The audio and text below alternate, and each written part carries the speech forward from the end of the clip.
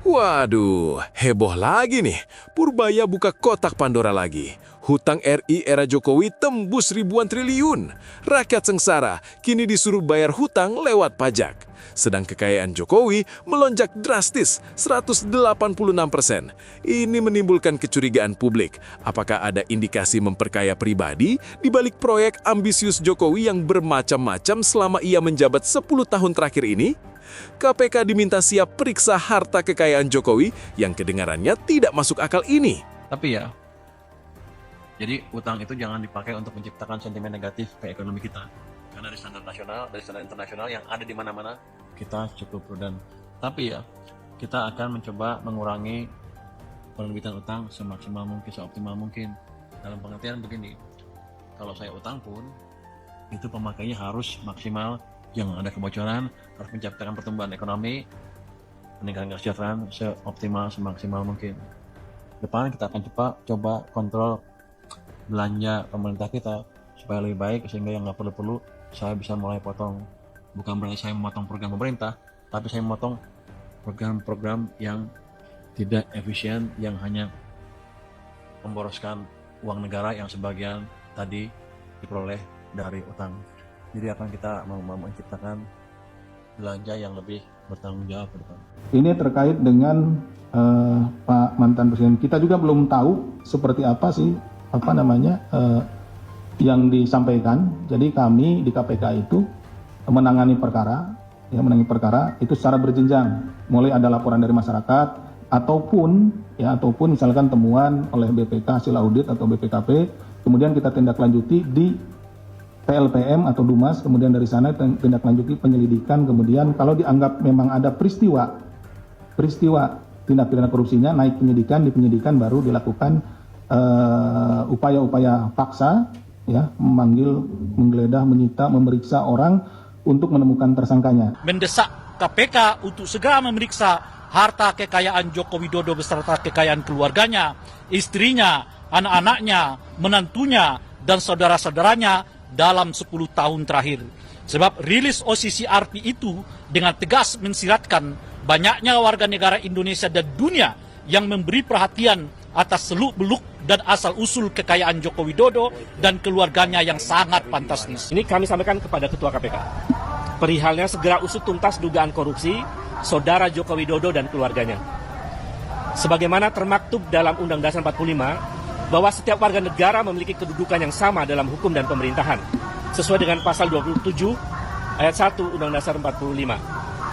Atas dasar itu, kami bermaksud mengingatkan kembali kepada KPK agar dalam penegakan hukum untuk memberantas korupsi tidak tebang pilih, tidak tumpul ke atas dan tajam ke bawah. Siapapun sama di muka hukum, termasuk mantan Presiden Joko Widodo dan keluarganya. Tentang dugaan tindak pidana korupsi, kolusi, nepotisme, dan dugaan tindak pidana pencucian uang keluarga Joko Widodo. Mantan Presiden RI yang ke-7 yang kami laporkan KPK 3 tahun lalu bernama Joko Widodo telah disebutkan oleh lembaga internasional organisasi Crime and Corruption Reporting Project sebagai salah satu mantan presiden terkorup di dunia. OCCRP menyebutkan bahwa Joko Widodo secara signifikan melemahkan Komisi Pemberantasan Korupsi. Selain itu, OCCRP juga menyebutkan bahwa Jokowi telah merusak lembaga pemilihan umum dan peradilan Indonesia yang menguntungkan ambisi politik putranya bernama Gibran Rakabuming Raka. Perilaku kekuasaan semacam ini patut diduga kuat telah dilakukan praktek KKN yang patut menjadi perhatian serius KPK agar pimpinan KPK yang baru dapat mengembalikan citra dan wibawa KPK kembali.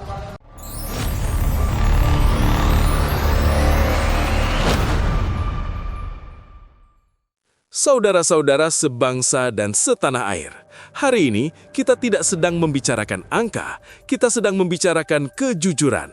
Ketika Menteri Keuangan Purbaya berdiri di hadapan publik dan mengatakan bahwa utang negara, jika dilihat secara utuh, menyentuh angka puluhan ribu triliun rupiah, sesungguhnya ia tidak sedang membuka laporan keuangan, ia sedang membuka kotak Pandora.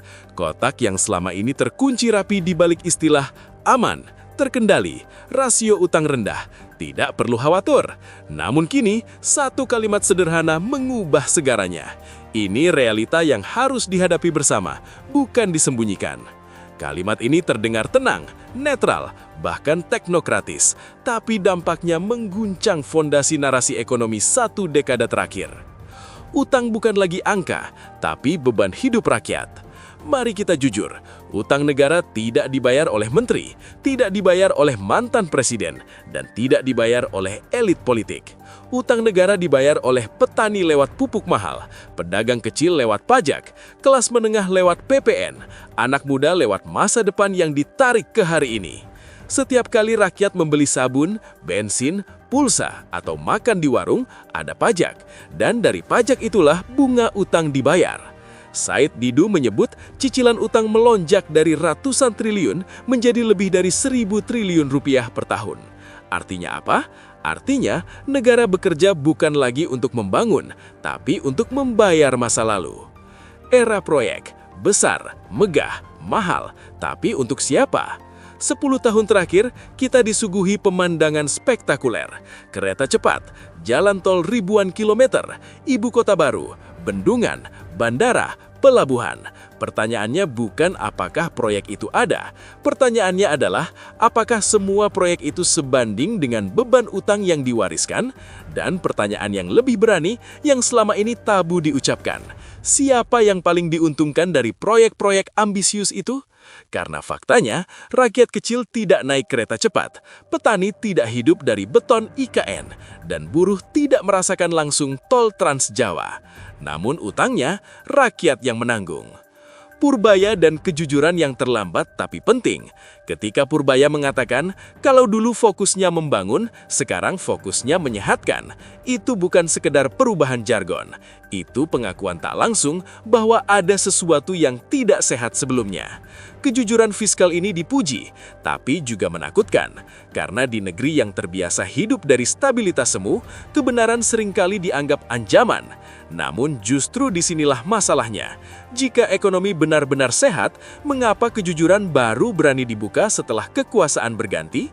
Rakyat disuruh bayar, elit justru makin kaya.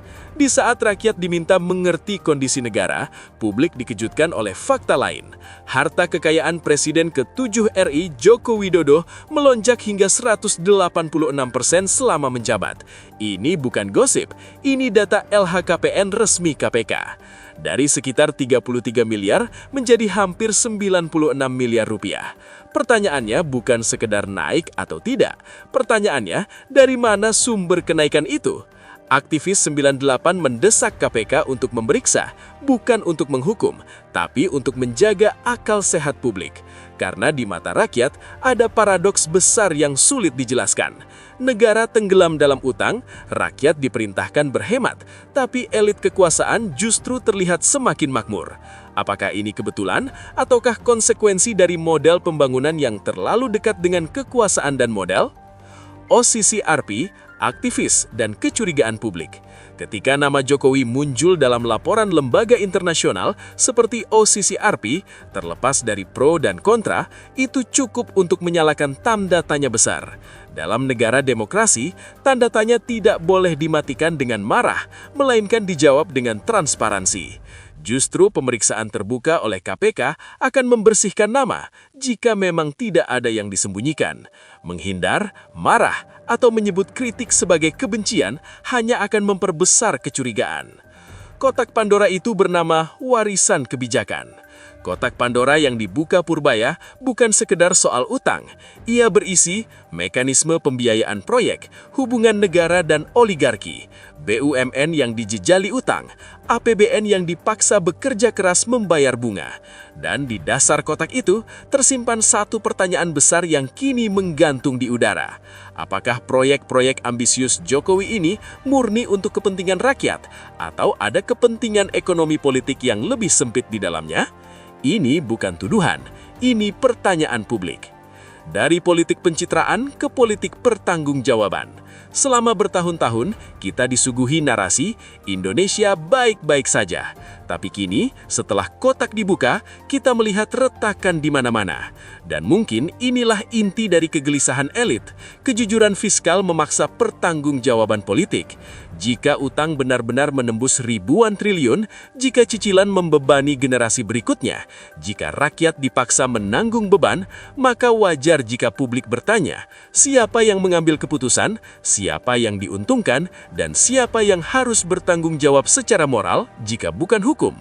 Kejujuran itu menyakitkan, tapi menyelamatkan. Kotak Pandora sudah terbuka. Menutupnya kembali bukan pilihan.